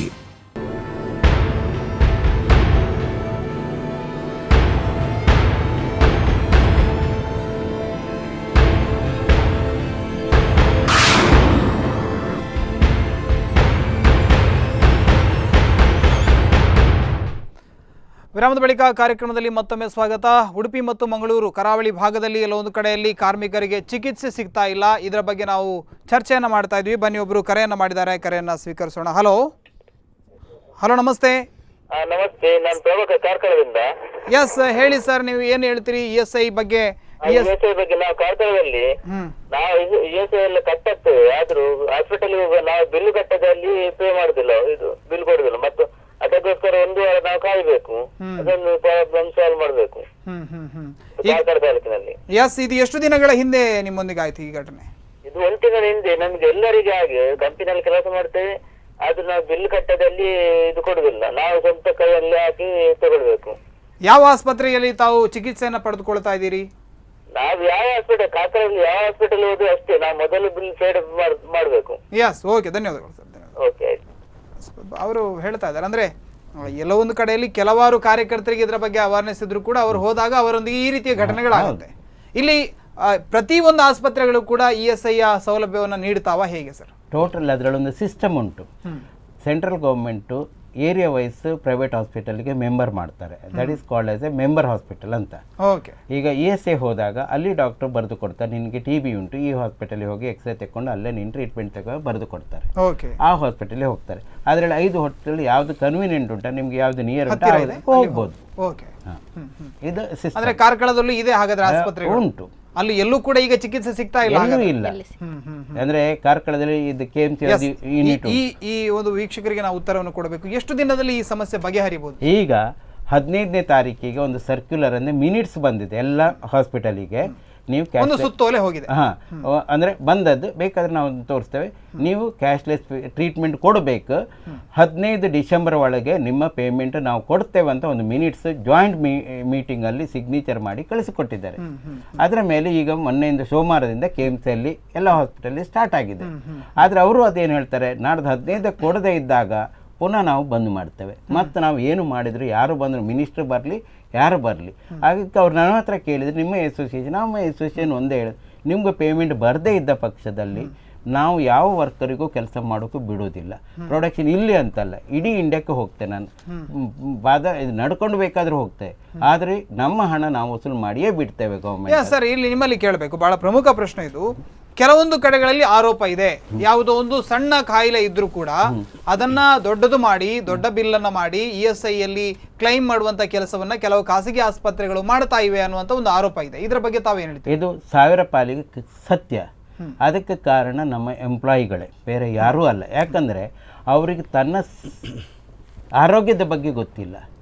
Doctor ಯಾಕೆ ಬರೆದು ಕೊಡ್ತಾರೆ, ಅವರ ಮಂತ್ಲಿ ಕಮಿಷನ್ ಬರ್ತದೆ. ಇದು ಈಗ ನಡೀತಾ ಇದ್ದದಲ್ಲ, ಮೊದಲಿಂದ ನಡೀತಾ ಇದೆ. ಅದನ್ನು ಯಾರು ಈಗ ಏನಾಗಿದೆ, ಪ್ರತಿಯೊಂದು ಟ್ರಾನ್ಸ್ಪರೆಂಟ್ ಆಗಿದೆ. ಈಗ ಹಾಸ್ಪಿಟಲ್ಗೆ ಪೇಮೆಂಟ್ ಯಾಕೆ ಆಗಲಿಲ್ಲ ಅಂದರೆ, ಮೊದಲು ಚೆಕ್ ಸಿಕ್ತಿತ್ತು, ಈಗ ಡೈರೆಕ್ಟ್ ಇಮೇಲ್ ಟ್ರಾನ್ಸ್ಫರ್. ಅಲ್ಲಿ ಅಂಡರ್ಸ್ಟ್ಯಾಂಡಿಂಗ್ ಏನುಂಟು ಅದು ಸಿಕ್ಕುವುದಿಲ್ಲ ಆಫೀಸರಿಗೆ. ಅದಕ್ಕಾಗಿ ಡಿಲೇ ಮಾಡುವ ಒಂದು ಟ್ಯಾಕ್ಟಿಸ್. ಈಗ ನೀವು ಹೋಗ್ತಾರೆ, ನನಗೆ ಏನಿಲ್ಲ, ಇಲ್ಲಿ ಡಾಕ್ಟರ್ ಬರ್ತಾರೆ, ನಿನಗೆ ಟೈಫಾಯ್ಡ್, ನೀವು ಹೋಗಂತ. ಅಲ್ಲಿ ಹೋದಾಗ ಅಲ್ಲಿ ಟೆಸ್ಟ್ ಮಾಡ್ತಾರೆ, ಬಿಲ್ ಕಳಿಸಿದ್ದನ್ನು ಅವ್ರು ಕಳಿಸ್ಕೊಡ್ತಾರೆ. ಅವರ ಪರ್ಸೆಂಟೇಜ್ ಅಲ್ಲಿ ಉಂಟು, ಅವರಿಗೆ ಬರ್ತದೆ end of the month. This corruption ಎಲ್ಲಿವರೆಗೆ ನಾವು ಸ್ಟಾಪ್ ಮಾಡೋದಿಲ್ವಾ, ಅದು ಕರಪ್ಷನ್ ಸ್ಟಾಪ್ ಮಾಡೋಕೆ ಸಾಧ್ಯನೇ ಉಂಟು. ಯಾಕಂದ್ರೆ ಮೆಡಿಸಿನ್ ಕಂಪನಿಗಳ ದಲ್ಲಾಳಿಗಳಾಗಿ ಕೆಲಸ ಮಾಡ್ತಾ ಇದ್ದಾರೆ, ಡಾಕ್ಟರ್ ಕೂಡ ದಲ್ಲಾಳಿಗಳಾಗಿ ಕೆಲಸ ಮಾಡ್ತಾರೆ. ಸರ್, ತಾವು ಏನು ಹೇಳ್ತೀರಿ ಈ ಬಗ್ಗೆ? ಇದು ಒಟ್ಟಿನಲ್ಲಿ ನಮ್ಮಲ್ಲಿ ಸಾಮಾಜಿಕ ದೋಷಗಳು ಬಹಳಷ್ಟು ಹಲವಾರು ಸಮಯದಿಂದ ಸಾಗಿ ಬರ್ತಾ ಇವೆ. ಇದು ಅದಕ್ಕೊಂದಿಗೆ ಸೇರ್ಪಡೆಗೊಂಡಿದೆ ಅಂತ ನನಗೆ ಅನಿಸ್ತಾ ಇದೆ. ಇಲ್ಲ, ಅಲ್ಲಿ ನಾವು ಭ್ರಷ್ಟಾಚಾರ ಮಾಡೋರು, ನಾವು ಯಾವುದಾದ್ರೂ ಒಂದು ಬರೀ ಸರ್ಕಾರದ ಲೆವೆಲ್ನಲ್ಲಿದ್ದವರು ಅಥವಾ ಕೇವಲ ಶ್ರೀಮಂತ ವರ್ಗದವ್ರು ಮಾತ್ರ ಮಾಡ್ತಾನೆ ಮಾಡಲಿಕ್ಕಾಗೋದಿಲ್ಲ. ಜನಸಾಮಾನ್ಯರು ಕೂಡ ತನ್ನ ವೈಯಕ್ತಿಕ ವಿಚಾರಗಳು ಬಂದಾಗ ಅವನು ಯಾವುದೇ ರೀತಿಯಲ್ಲಿ ಮಾಡ್ತಾನೆ. ಆದರೆ ಇಡೀ ವ್ಯವಸ್ಥೆ ಅದೇನಾಗಿದೆ, ನಮ್ಮಲ್ಲಿ ಇದು ಮಾಡೋರು ಯಾರೋ 10 ಜನ 100 ಜನ ಇದನ್ನು ಅನುಭವಿಸುವಂತ ಅಲ್ಲ, ಅಲ್ಲಿ ನಮ್ಮ ಕಾರ್ಮಿಕ ಸಂಘಟನೆಗಳು ಕೂಡ ಏನಾಗಿದೆ, ಅವರು ಇಷ್ಟವರೆಗೆ ಎಲ್ಲ ಎಂಪ್ಲಾಯರ್ಸ್ ಇದ್ದಾರೆ ಅವರು ಒಂದು ರೀತಿ ನಮ್ಮ ಶತ್ರುಗಳು ಎನ್ನುವ ರೀತಿಯಲ್ಲಿ ತಿಳ್ಕೊಂಡಿದ್ರು. ಆದರೆ ಅವ್ರ ಬಗ್ಗೆನೂ ಕೂಡ ಒಂದು ತಪ್ಪು ಕಲ್ಪನೆ ಇದೆ, ಯಾಕಂದರೆ ಇವರು ಹಿಂಸೆ ಮಾಡ್ತಾರೆ ಅನ್ನುವಂಥದ್ದು. ಆದರೆ ಇವತ್ತು ಸಣ್ಣ ಸಣ್ಣ ಕಂಪನಿಗಳಿವೆ, ಈಗ ಅವರಿಗೆ ಲಾಸು ಮುಂತಾದೆಲ್ಲ ಆಗ್ತದೆ. ಈಗ ನಾವೀಗ ನಮ್ಮ ಸಂಘಟನೆ ಏನು ಯೋಚನೆ ಮಾಡ್ತದೆ, ಕೇವಲ ಕಾರ್ಮಿಕರು ಮಾತ್ರ ಅಲ್ಲ, ಈಗ ಸಾಮಾನ್ಯ ಮಟ್ಟದ, ಈಗ ನಾನು ವೈಯಕ್ತಿಕವಾಗಿಯೂ ಎಲ್ಲಿವರೆಗೆ ಅಂತ ಹೇಳಿದ್ರೆ ಈ ದೇಶದ ಕಾರ್ಪೊರೇಟ್ ವರ್ಲ್ಡ್ಗಳ ಬಗ್ಗೆ ನನಗೆ ಪೈಸೆ ನಂಬಿಕೆ ಇಲ್ಲ. ಕಾರ್ಪೊರೇಟ್ ವರ್ಲ್ಡ್ಗಳು ಮತ್ತು ಅವರು ಇವತ್ತು ಲಾಭದ ಲೆಕ್ಕಾಚಾರ ಲಾಭದ ಲೆಕ್ಕಾಚಾರ ಮಾತ್ರ ಅಲ್ಲ, ಅವರೀಗ ಜನರನ್ನ ಸೆಂಟಿಮೆಂಟಾಲಿಟಿಲಿ ಜನರನ್ನು ಡೈವರ್ಟ್ ಮಾಡ್ತಾ ಇದ್ದಾರೆ. ಮತ್ತು ಇದು ಟಿಪ್ ಆಫ್ ದ ಐಸ್ಬರ್ಗ್, ಇದೀಗ ಸಣ್ಣ ಸಮಸ್ಯೆ. ಆದರೆ ಇದ್ರ ಜೊತೆಗೆ ಜನರು ಒಂದು ಸ್ವಲ್ಪ ಯೋಚನೆ ಮಾಡಿದ್ರೆ ನಮ್ಮ ನಿಜವಾದ ಸಮಸ್ಯೆ ಯಾವುದು ಅದನ್ನು ಅವರು ಯೋಚನೆ ಮಾಡ್ತಾ ಹೋದರೆ ಮತ್ತು ಈ ಸಮಸ್ಯೆಗಳಿಗೆ ಪರಿಹಾರ ಮಾಡಲಿಕ್ತದೆ. ಮತ್ತು ಒಂದು ರೀತಿಯಲ್ಲಿ ನಮ್ಮಲ್ಲಿ ಸಮಾಜವಾದದ ಚಿಂತನೆ ಹೋಗಿದ್ದು ಅದು ನಮಗೆ ಬಹಳ ದೊಡ್ಡ ಪೆಟ್ಟಾಗ್ತಾ ಇದೆ. ಎಸ್ ಸರ್, ಅವರು ಹೇಳ್ತಾ ಇದ್ರು ಅಂದರೆ ಎಲ್ಲೋ ಒಂದು ಕಡೆಯಲ್ಲಿ ಇದು ಆಡಳಿತಗಳಿರ್ಬೋದು, ರಾಜಕೀಯ ಇರ್ಬೋದು, ಎಲ್ಲರೂ ಕೂಡ ಈ ಬಂಡವಾಳಶಾಹಿ ಓಲೈಕೆಯಲ್ಲೇ ತೊಡಗಿಕೊಂಡಿರುವಾಗ ಇತ್ತೀಚೆಗೆ ಕೇಂದ್ರ ಸರ್ಕಾರ ಕೂಡ ಕಾರ್ಮಿಕ ನೀತಿಯಲ್ಲಿ ಒಂದಷ್ಟು ಬದಲಾವಣೆಗಳನ್ನು ಮಾಡಿದ್ದಾರೆ. ಈಗ ಮಧ್ಯಪ್ರದೇಶದಲ್ಲಿ ಇದೇ ಆ್ಯಕ್ಟನ್ನು ತೆಗಿಬೇಕಂತ ಮಾಡಿದ್ರು. ಹಾಗೂ ನಾವು ಹೋರಾಟ ಮಾಡಿದ್ದೇವೆ, ನಾವು ಲೆಟರ್ ಕಳೆದ ಅದಕ್ಕೆ ಟೈಮಿಗೆ ನಿಂತಿದೆ. ಈಗ ನಮ್ಮ ಇಲ್ಲಿ ಏನಾಗಿದೆ ಅಂದರೆ ನಮ್ಮ ವರ್ಕರ್ ಯಾರು, ನಾನು ಕೆಲಸ ಮಾಡ್ತೆ, ಅರೆ ನಂದು ಕೆಲಸ ಆಯಿತು, ನನ್ನ ಮುಗೀತು, ಅವನಿಗೆ ನನ್ನ ಕೋ ಎಂಪ್ಲಾಯ್ಗೆ ಈ ಪ್ರಾಬ್ಲಮ್ ಉಂಟು, ನನ್ನ ಬದಿಯವನಿಗೆ ಇದ್ದು ಅದು ಬರದೆ ಇದನ್ನು ಸಾಲ್ವ್ ಮಾಡೋಕ್ಕೆ ಸಾಧ್ಯ ಇಲ್ಲ. ಈಗ ನಮ್ಮ ಅಸೋಸಿಯೇಷನ್ನ ಮೇನ್ ಉದ್ದೇಶ ಅಂದರೆ ಪ್ರತಿಯೊಂದು ಕಾರ್ಮಿಕರಿಗೆ ESI ಬಗ್ಗೆ ಮಾಹಿತಿಯನ್ನು ಕೊಡೋದು, ಎರಡನೇದು ಪ್ರಾವಿಡೆಂಟ್ ಫಂಡ್ ಮಾಹಿತಿ ಕೊಡೋದು. ಯಾಕಂದ್ರೆ ಇದು ನಮ್ಮ ಹಣ, ನಮ್ಮ ಹಣಕ್ಕೆ ನಾವು ಬೇಡಬೇಕಾಗಿಲ್ಲ. ಸ್ವೀಕರಿಸೋಣ ಸರ್. ಹಲೋ, ನಮಸ್ತೆ. ಎಸ್ ಹೇಳಿ ಸರ್, ತಾವು ಹೇಳಿ ESI ಸಮಸ್ಯೆಯ ಬಗ್ಗೆ ತಮ್ಮ ಅನಿಸಿಕೆ ಏನು? ESI ಬಗ್ಗೆ ನಾನು ಹೇಳುವುದಾದ್ರೆ, ಇದು ಈಗ ಕೇಂದ್ರ ಸರ್ಕಾರದ ವ್ಯಾಪ್ತಿಯಲ್ಲಿದೆಯಾ ಅಲ್ಲ ರಾಜ್ಯ ಸರ್ಕಾರದ ವ್ಯಾಪ್ತಿಯಲ್ಲಿದೆಯಾ ಅನ್ನುವಂತ ಪ್ರಶ್ನೆ ನನ್ನದು. ಎಸ್ ಕೋಟ್ಯಾರ್ ಅವರು, ಇದು ಕೇಂದ್ರದಿಂದ ಇದು ಎರಡು ಒಟ್ಟಿಗೆ, ಯಾಕಂದ್ರೆ ಇದು ಕಾರ್ಪೊರೇಷನ್ ಬಾಡಿ, ಇದು ಲಿಮಿಟೆಡ್, ಇದು employee state insurance corporation. It is ಇಡೀ ಇಂಡಿಯಾದ ಹಣ ಎಲ್ಲ ಕಡೆ ಹೋಗ್ತದೆ, ಝೋನಲ್ ವೈಸ್ ಡಿವೈಡ್ ಮಾಡಿದ್ದೇವೆ ಅಷ್ಟೇ. ಇದ್ರಲ್ಲಿ ಸ್ಟೇಟ್ ಇದ್ದು ಅಂತ ಬರುವುದಿಲ್ಲ. ಈಗ ನಾವು ಬಿಹಾರ್ನಲ್ಲಿ ಇದ್ದವ ಇಲ್ಲೂ ಟ್ರೀಟ್ಮೆಂಟ್ ತಗೊಳ್ಬೋದು, ಟ್ರೀಟ್ಮೆಂಟ್ ಆಗಿ ಬಿಲ್ ಹೋಗ್ತದೆ, ಹಣ ಇಲ್ಲಿ ಬರ್ತದೆ. ಇಲ್ಲಿ ಈಗ ರಿಸಾಲ್ಯೂಷನ್ ಅಮೆಂಡ್ಮೆಂಟ್ ಮಾಡಿದ ಪ್ರಕಾರ ಆಲ್ ಓವರ್ ಇಂಡಿಯಾದಲ್ಲಿ ಎಲ್ಲಿಯೂ ಟ್ರೀಟ್ಮೆಂಟ್ ESI ತಗೊಳ್ಬೋದು. That is it is a state and central combined organisation. ಇದು ಕೇಂದ್ರ ಮತ್ತು ರಾಜ್ಯದ ಒಂದು ಸಂಯುಕ್ತ ಆಶ್ರಯದಲ್ಲಿ ನಡೀತಾ ಇರತಕ್ಕಂಥ ವ್ಯವಸ್ಥೆ ಅಂತ ಅವರು ಹೇಳ್ತಾ ಇದ್ದಾರೆ. ಹೌದು, ಆದ್ರೆ ನಮ್ಮ ಉಡುಪಿ ಜಿಲ್ಲೆಯಲ್ಲಿ ESIಯ ಸವಲತ್ತು ಹೇಗಿದೆ ಅಂತೇಳಿ ಸ್ಪಂದನಕ್ಕೆ ಸ್ಪಷ್ಟವಾಗಿ ಗೊತ್ತುಂಟು. ಹೌದು, ಗೊತ್ತಿದೆ. ಕಾರ್ಮಿಕರು ನೀವು ಹೇಳ್ತೀರಿ ತಿಂಗಳಿಗೆ 2 ಕೋಟಿಯನ್ನು ಕಟ್ತಾರೆ ಅಂತೇಳಿ. ಆದ್ರೆ 2 ಕೋಟಿಯಲ್ಲಿ ನಮ್ಮ ESI ಆಸ್ಪತ್ರೆಯ ಸ್ಥಿತಿಗತಿ ಹೇಗಿದೆ ಅಂತೇಳಿ ತಮ್ಗೆ ಗೊತ್ತಿದೆಯಾ? ಎಸ್ ಅದರ ಬಗ್ಗೆ ನಾನು ಚರ್ಚೆ ಮಾಡ್ತಾ ಇದ್ದೀವಿ. ಸ್ಪಂದನದಾಗಲಿ ಆ ESI ಆಸ್ಪತ್ರೆಯ ಸ್ಥಿತಿಗತಿಯನ್ನು ನೀವು ತೋರಿಸಬೇಕು ಜನರಿಗೆ. ಎಸ್ ಖಂಡಿತ ಆ ಕೆಲಸವನ್ನು ಮಾಡ್ತೇವೆ ಸರ್. ಮತ್ತೆ ಏನಂದ್ರೆ ESI ಅಲ್ಲಿ ರೆಕಮೆಂಡೇಶನ್ ಮಾಡುವಾಗ ಅಲ್ಲಿಯ ಜನರಿಗೆ, ಯಾರಿಗೆ ಅಲ್ಲಿಯದ್ದು ಜನರಿಗೆ ಒಂದು ರಾಜಕಾರಣಿಗಳ ಇಲ್ಲವೇ ಯಾರದಾದ್ರೂ ಒಂದು ಇನ್ಫ್ಲುಯೆನ್ಸ್ ಇದ್ರೆ ಅವರಿಗೆ ಟ್ರೀಟ್ಮೆಂಟ್ ಒಳ್ಳೆದಾಗಿ ಸಿಗ್ತದೆ. ಮತ್ತೆ ಪಾಪದವರಿಗೆ, ಬಡವರಿಗೆ, ಕಂಗಾಲದವರಿಗೆ ಅಲ್ಲಿಯ ಟ್ರೀಟ್ಮೆಂಟ್ ಹೇಗೆ ಸಿಗ್ತದೆ ಅದು ನಿಮ್ಗೆ ಸಹ ಅದನ್ನು ನೀವು ತೋರಿಸಿ ಸರ್. ನಾನು ಸಲ್ಯೂಟ್ ಹಾಕ್ತೇನೆ ಸ್ಪಂದನಕ್ಕೆ. ಸ್ಪಂದನ ಜ್ವಲಂತ ಸಮಸ್ಯೆಗಳನ್ನು ನಿರಂತರವಾಗಿ ತೋರಿಸುವಂತ ಒಂದು ವಾಹಿನಿ. ಖಂಡಿತ ಸರ್, ನಾವು ಅಲ್ಲಿಯ ಒಂದಷ್ಟು ಸ್ಥಿತಿಗತಿಗಳನ್ನು ಕೂಡ ಮುಂದಿನ ದಿನಗಳಲ್ಲಿ ತೋರಿಸಲಿಕ್ಕಿದ್ದೇವೆ. ಅದರ ಬಗ್ಗೆ ಚರ್ಚೆಯನ್ನು ಮಾಡ್ತಾ ಇದ್ದೀವಿ. ಧನ್ಯವಾದಗಳು ಸರ್ ಕರೆ ಮಾಡಿದ್ದಕ್ಕೆ. ರಿಕ್ವೆಸ್ಟ್ ಅಂದ್ರೆ ಅಲ್ಲಿ ಅಧಿಕಾರಿಗಳು ಹೇಗೆ ವರ್ತಿಸ್ತಾರೆ, ಆ ಅಧಿಕಾರಿಗಳನ್ನು ನೀವು ಹೇಗೆ ಒಂದು ಸ್ಪೈ ಕ್ಯಾಮೆರಾದಲ್ಲಿ ಜ್ವಲಂತವಾಗಿ ಅವರನ್ನು ಮಾತುಕತೆ ನಡೆಸಿ ಅಲ್ಲಿ ಟ್ರೀಟ್ಮೆಂಟ್ ಪಡೆಯುವಂತಹ ಒಂದು ರೋಗಿಗಳು ಅಲ್ಲಿ ಮತ್ತೆ ಬಡವರದ್ದು, ಕಂಗಾಲಾದವರದ್ದು, ಅವರದ್ದು ಒಂದು ಸ್ಥಿತಿಗತಿಯನ್ನು ನೀವು ನಿರಂತರವಾಗಿ ಲೈವ್ ಆಗಿ ತೋರಿಸಬೇಕು ಅಂತೇಳಿ ನನ್ನ ರಿಕ್ವೆಸ್ಟ್. ಎಸ್ ಸರ್, ಖಂಡಿತ ಸರ್, ಖಂಡಿತ. ಓಕೆ, ಧನ್ಯವಾದಗಳು. ಎಸ್ ಅವ್ರು ಹೇಳ್ತಾ ಇದ್ದಾರೆ, ಅದೇ ಅಧಿಕಾರಿಗಳ ದರ್ಪ, ಮತ್ತೊಂದು ಕಡೆಯಲ್ಲಿ ಕಳಪೆ ಮದ್ದುಗಳು, ಕಾರ್ಮಿಕರಂದ್ರೆ ಕಾಲಕಸ ಆಗಿ ಹೋಗಿದ್ದಾರೆ. ಆದ್ರೆ ಎಲ್ಲೋ ಒಂದು ಕಡೆಯಲ್ಲಿ ಅಧಿಕಾರ ಇದ್ದವರಿಗೆ ಅಥವಾ ರಾಜಕೀಯ ಲಾಬಿಯನ್ನ ಮಾಡ್ಕೊಂಡು ಹೋಗೋರಿಗೆ ಒಳ್ಳೆಯ ಚಿಕಿತ್ಸೆಗಳು ಸಿಗತ್ತೆ. ಯಾರೋ ಬಡಪಾಯಿ, ಯಾವುದೋ ಆತನಿಗೆ ಇದರ ಬಗ್ಗೆ ಯಾವುದೇ ಮಾಹಿತಿ ಇಲ್ಲ, ತಿಂಗಳ ಸಂಬಳದಲ್ಲಿ ಕಟ್ ಆಗ್ತಾ ಇದೆ, ಯಾರೋ ಹೇಳಿದ್ದಾರೆ ಅಲ್ಲಿ ಚಿಕಿತ್ಸೆ ಸಿಗತ್ತೆ ಅಂತ ಹೋದ್ರೆ ಆತನನ್ನ ಯಾರು ಕೇಳುವವರಿಲ್ಲ. ಈ ಪರಿಸ್ಥಿತಿಯನ್ನು ಬದಲಾಯಿಸಬೇಕಿದ್ರೆ ಅವರ ಮೇಲೆ ಒಂದಷ್ಟು ಅವರಿಗೆ ಬಿಸಿ ಮುಟ್ಟಿಸುವಂತ ಕೆಲಸ ಆಗಬೇಕು. ನಿಮ್ಮ ಈ ಶಾಂತಿಯುತ ಪ್ರತಿಭಟನೆಯಿಂದ ಇದು ಸಾಧ್ಯ ಇದೆ ಅಂತ ನಿಮ್ಗೆ ಅನಿಸ್ತಾ? ನಮಗೆ ಶಾಂತಿಯುತ ಇದರಲ್ಲಿ ಸಾಧ್ಯ ಉಂಟು, ಯಾಕಂದರೆ ಪ್ರತಿಯೊಂದು ಶಾಂತಿಯಲ್ಲಿ ಸಾಧ್ಯ ಉಂಟು. ದುಡುಕಿದಾಗ ಯಾವುದೂ ಆಗೋದಿಲ್ಲ. ಆದರೆ ಯುನಿಟಿ ಈಸ್ ದ ಮಸ್ಟ್. ಎಲ್ಲಿವರೆಗೆ ನಮ್ಮಲ್ಲಿ ಯುನಿಟಿ ಇಲ್ವಾ ನಾವು ಏನೂ ಮಾಡೋಕ್ಕೆ ಸಾಧ್ಯ ಇಲ್ಲ. ಈಗ ಮೊನ್ನೆ ನೀವೇ ನೋಡಿದ್ದೀರಿ, ಅಷ್ಟು ಜನ ನಮ್ಮ ಒಂದು ಆರ್ಡಿನರಿ ಜನ, ನಾವು ಒಬ್ಬ ಹೋಟೆಲ್ ವರ್ಕರ್ ಆಗಿದ್ದವ, ನನ್ನಲ್ಲಿ 1,500 ಜನ ಒಟ್ಟಾಗಬೇಕಾದ್ರೆ ಅಲ್ಲಿ ಒಂದು ಯುನಿಟಿ ಉಂಟು. ಇವತ್ತಿಗೂ ನನಗೆ ಧೈರ್ಯ ಉಂಟು. ನಾನು 5ನೇ ತಾರೀಕಿಗೆ ನಾನು ಜೈಲು ಬಾರೋ ಆಂದೋಲನ ಮಾಡಿದರೆ 10,000 ಜನ ಒಟ್ಟು ಮಾಡಿ ಹೋಗುವ ಧೈರ್ಯ ನನ್ನ ಹತ್ರ ಉಂಟು. ಯಾಕಂತ ಇದು ನಾವು ಮಾಡದೇ ಇದ್ದರೆ ನಾವು 21ನೇ ಶತಮಾನದಲ್ಲಿ ಭಾರತ ಸರ್ಕಾರದ ಗುಲಾಮರಾಗ್ತೇವೆ. ಯಾವುದೇ ಸರ್ಕಾರ ಇರ್ಬೋದು, ಕಾಂಗ್ರೆಸ್ ಇರುವ, ಬಿಜೆಪಿ, JDU ಯಾರೇ ಇರ್ಬೋದು, ನಾವು ಗುಲಾಮರಾಗಿ ಜೀವನ ಮಾಡಬೇಕು. ಅಧಿಕಾರ ಇದ್ದವರ ಕೈಯಲ್ಲಿ ಜನರು ಗುಲಾಮರಾಗಿ ಬದುಕಬೇಕಾಗ್ತದೆ. ಅದಕ್ಕಾಗಿ ನಾವು ಗುಲಾಮಗಿರಿಗೆ ಹೋರಾಟ ಮಾಡಿ ಸ್ವಾತಂತ್ರ್ಯ ತಂದವರು. ಈ ಸ್ವಾತಂತ್ರ್ಯದಲ್ಲಿ ನಮ್ಮ ಜನ್ಮಸಿದ್ಧ ಹಕ್ಕನ್ನು ಪಡೆಯುವುದಕ್ಕಾಗಿ ನಾನು ಹೋರಾಟ ಮಾಡ್ತೇನೆ. ESI ಕಳೆದ 6 ತಿಂಗಳಿನಿಂದ ಇದನ್ನ ತಡೆ ಹಿಡಿದಿದ್ದಾರೆ. ಹೌದು, 6 ತಿಂಗಳಿನಿಂದ ತಡೆ ಹಿಡಿದಂತ ESIನ ಏನು ಮೊತ್ತ ಏನಿದೆ ಜನ ಪಾವತಿಸಿದ್ದಾರೆ, ಅಲ್ಲಿ ಚಿಕಿತ್ಸೆಯನ್ನು ನಿರಾಕರಣೆ ಮಾಡಿದ್ದಾರೆ. ಅಷ್ಟೂ ಜನರಿಗೆ ನ್ಯಾಯ ಒದಗಿಸಬೇಕೋ ಬೇಡವೋ? ಒದಗಿಸಲೇಬೇಕು. ಅಷ್ಟು ಜನ ESI ಅಡಿಯಲ್ಲಿ ಪುಕ್ಕಟೆಯಾಗಿ ಚಿಕಿತ್ಸೆಯನ್ನು ಪಡೆದುಕೊಳ್ಳಬೇಕಾಗಿದ್ದವರು ಯಾವುದೋ ಖಾಸಗಿ ಆಸ್ಪತ್ರೆಗೆ ಹೋಗಿ ದುಡ್ಡನ್ನು ಖರ್ಚು ಮಾಡಿದ್ದಾರೆ. ಅದನ್ನ ಈ ಸರ್ಕಾರಗಳು ಭರಿಸಿಕೊಡಬೇಕೋ ಬೇಡೋ ಸರ್? ಭರಿಸಿಕೊಡ್ಲೇಬೇಕು. ಇದಕ್ಕೆ ಯಾವ್ದಾದ್ರು ಅವಕಾಶಗಳಿದೆಯಾ? ಈ ಹೋರಾಟವನ್ನು ಏನಾದ್ರು ಮಾಡೋದ್ರಲ್ಲಿ ಮಾಡ್ತಾ ಇದ್ದೇವೆ ನಾವು. ಇದನ್ನು ಇಲ್ಲಿಗೆ ನಿಲ್ಲಿಸುವುದಿಲ್ಲ. ಯಾರ್ಯಾರಿಗೆ ಪೇಮೆಂಟಿಗೂ ಖರ್ಚು ಮಾಡಿದಾರ ವಿದಿನ್ 3 ಮಂತ್ ಅಲ್ಲಿ ಅದನ್ನು ತರಿಸಿಕೊಡೋ ಜಿಮ್ಮೆದಾರಿ ನಮ್ಮ ಅಸೋಸಿಯೇಷನ್. ನಾವು ಹಾಗೆ ಬಿಡುವುದೇ ಇಲ್ಲ. ನಾವು ಕೋರ್ಟಿಗೆ ಹೋಗ್ತೇವೆ, ಸುಪ್ರೀಂ ಕೋರ್ಟಿಗೆ ಹೋಗ್ತೇವೆ. ಈಗ ಮೊನ್ನೆ ಒಂದೇ ಕೇಸ್ ನಮ್ಮಂಥದ್ದೇ ಬಡ ಅಸೋಸಿಯೇಷನ್ ವಿನ್ ಆಗಿ ಬಂದಿದೆ. ಎಷ್ಟೋ ಲಕ್ಷ ಅವ್ರಿಗೆ ಕೊಡಬೇಕಾಯ್ತು. ಈಗ ಸುಪ್ರೀಂ ಕೋರ್ಟಲ್ಲಿ ಒಂದು ಕೇಸ್ ನಡೀತಾ ಉಂಟು.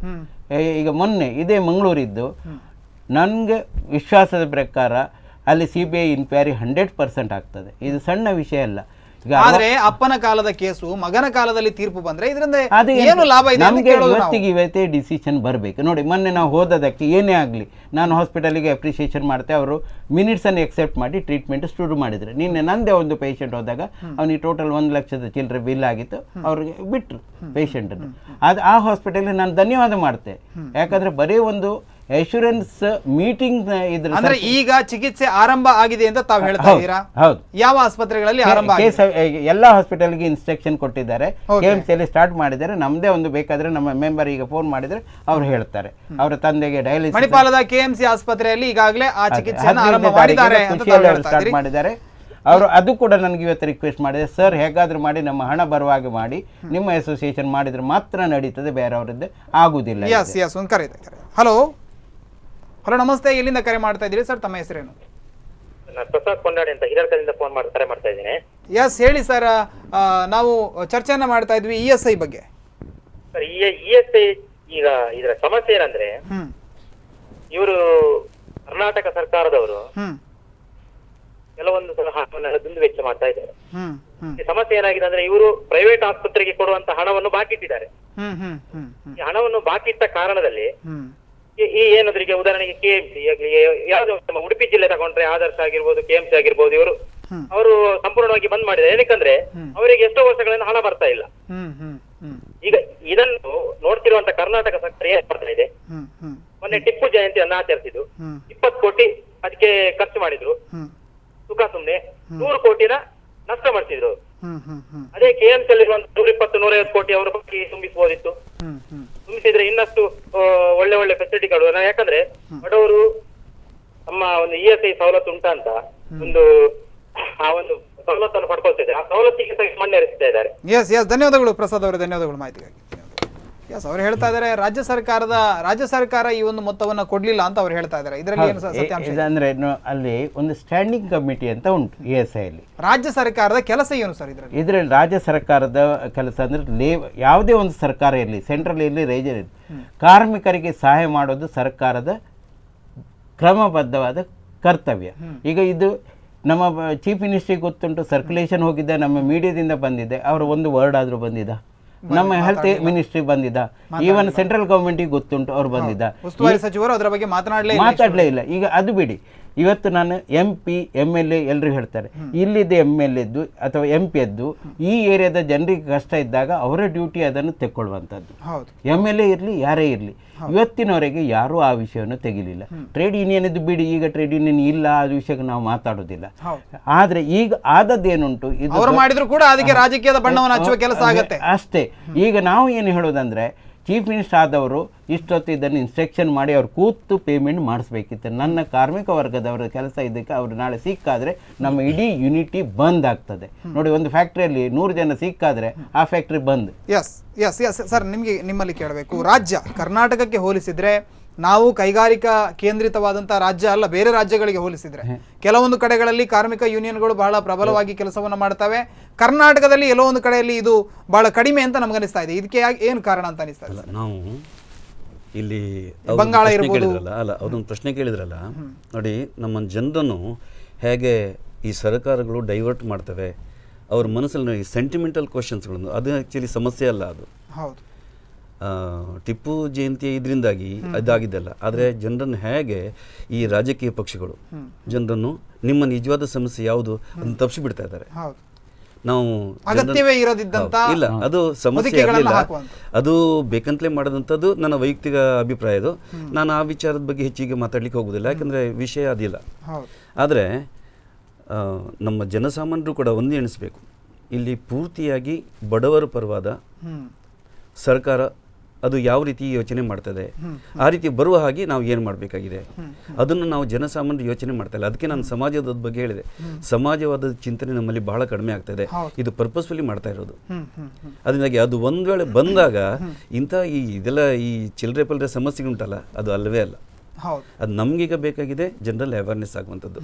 ಮತ್ತು ನಾನು ಮತ್ತೊಂದು ವಿಚಾರವನ್ನು ಈ ಸಂದರ್ಭದಲ್ಲಿ ಹೇಳಬೇಕು.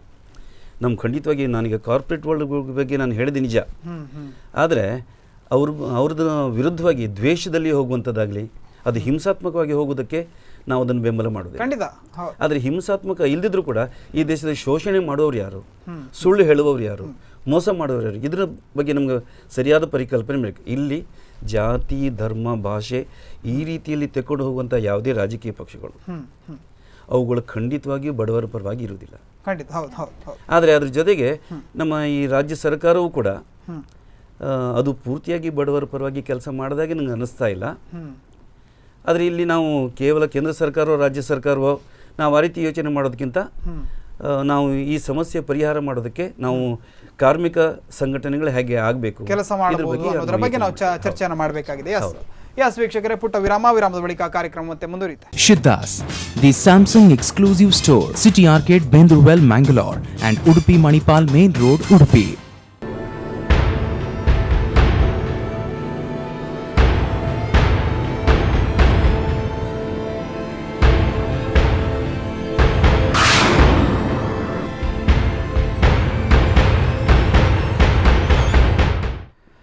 ವಿರಾಮದ ಬಳಿಕ ಕಾರ್ಯಕ್ರಮದಲ್ಲಿ ಮತ್ತೊಮ್ಮೆ ಸ್ವಾಗತ. ನಾವು ಕಾರ್ಮಿಕರ ಸಂಕಷ್ಟಕ್ಕೆ ಧ್ವನಿಯಾಗುವಂತಹ ಪ್ರಯತ್ನವನ್ನು ಮಾಡ್ತಾ ಇದ್ದೇವೆ. ಎಲ್ಲೊಂದು ಕಡೆಯಲ್ಲಿ ಅನಾರೋಗ್ಯದಿಂದ ಅಥವಾ ಆರೋಗ್ಯದ ಸಮಸ್ಯೆಯಿಂದ ಬಳಲ್ತಾ ಇರುವಂತಹ ಕಾರ್ಮಿಕರಿಗೆ ಎಲ್ಲಾದರೂ ಒಂದು ದಾರಿದೀಪವಾಗಿ ಕಾಣ್ತಾ ಇದ್ದಂಥ ESI ಏನಿದೆ, ಅದು ಕಳೆದ 6 ತಿಂಗಳಿನಿಂದ ಉಡುಪಿ ಮತ್ತು ದಕ್ಷಿಣ ಕನ್ನಡ ಜಿಲ್ಲೆಯಲ್ಲಿ ಕಾರ್ಮಿಕರಿಗೆ ಕೈ ಕೊಟ್ಟಿದೆ ಅಂತ ಹೇಳ್ಬೋದು.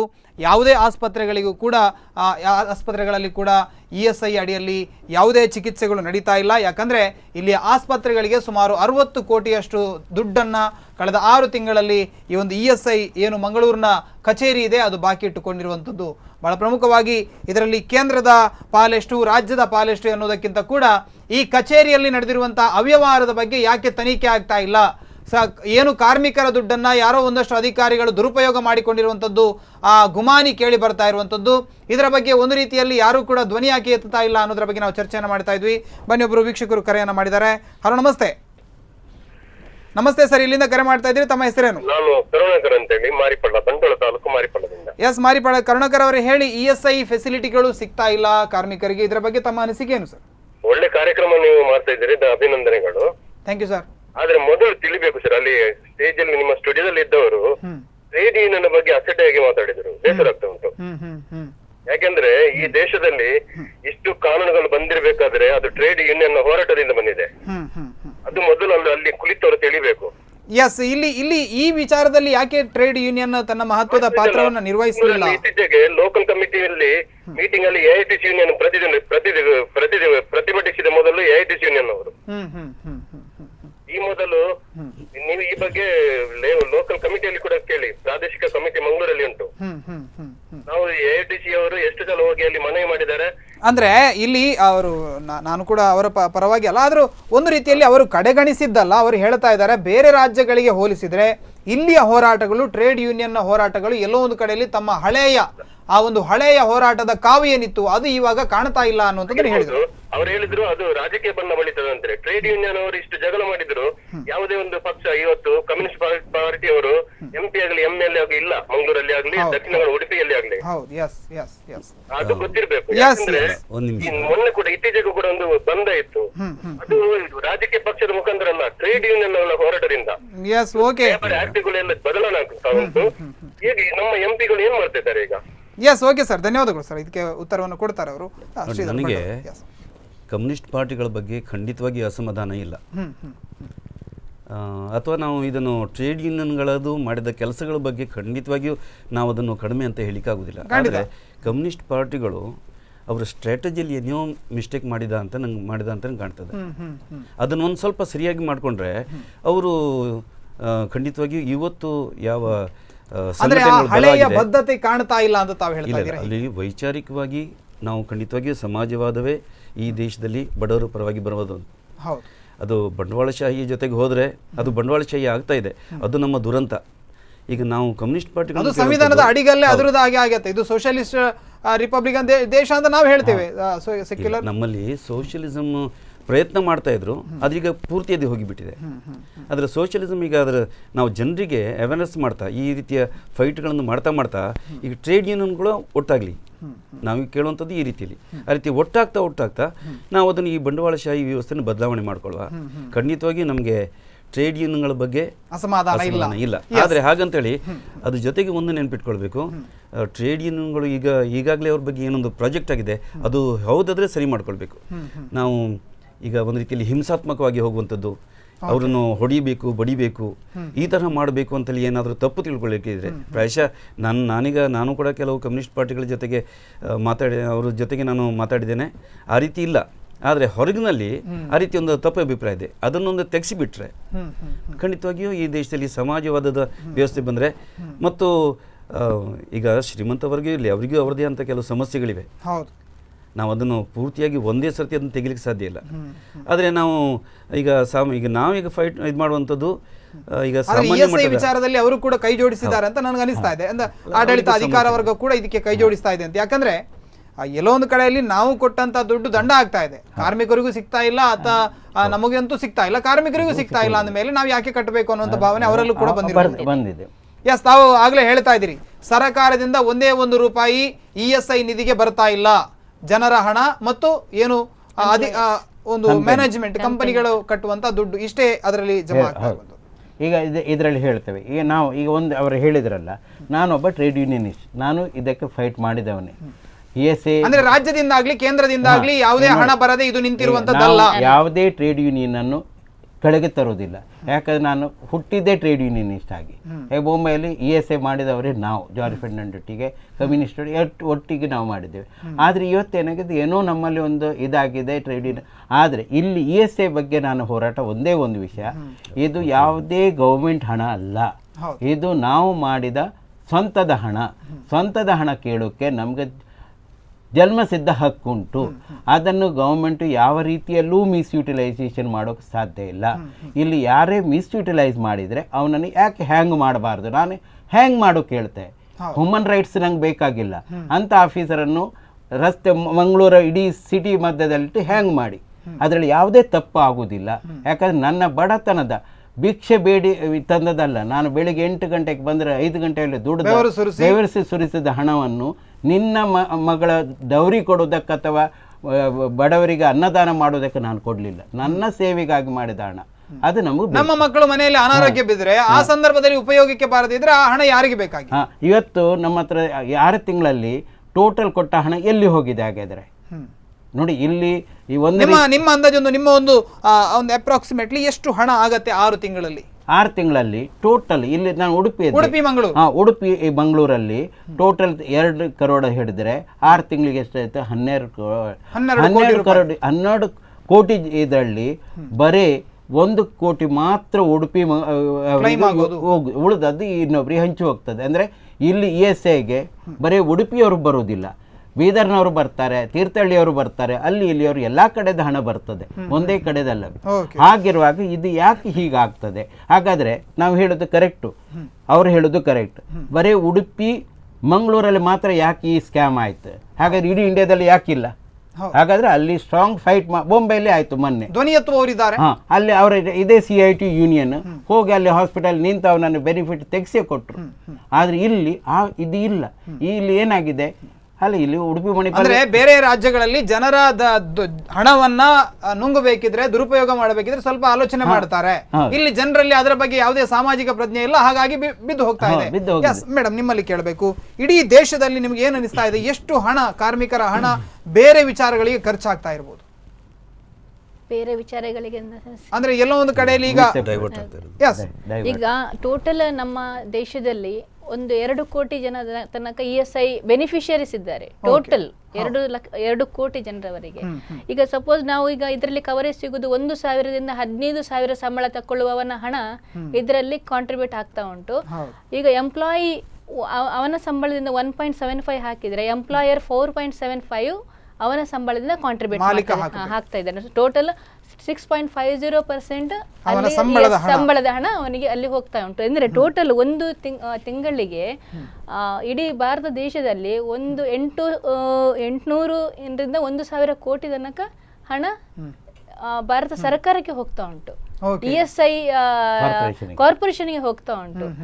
ಈ ಹಣವನ್ನು ಪಡ್ಕೊಳ್ಳಿಕ್ಕೆ ಇಷ್ಟು ಹಣ ಹೋಗ್ತಾ ಉಂಟು, ಇದರಲ್ಲಿ ಯುಟಿಲೈಸ್ ಆಗುದು, ಇದರಲ್ಲಿ ಜನರು ಬೆನಿಫಿಷಿಯರೀಸ್ ಅದನ್ನು ಯೂಸ್ ಮಾಡುವುದು 7% ಜನರು ಮಾತ್ರ. ಉಳಿದ ಹಣ ಎಲ್ಲಿ ಹೋಗ್ತಾ ಉಂಟು?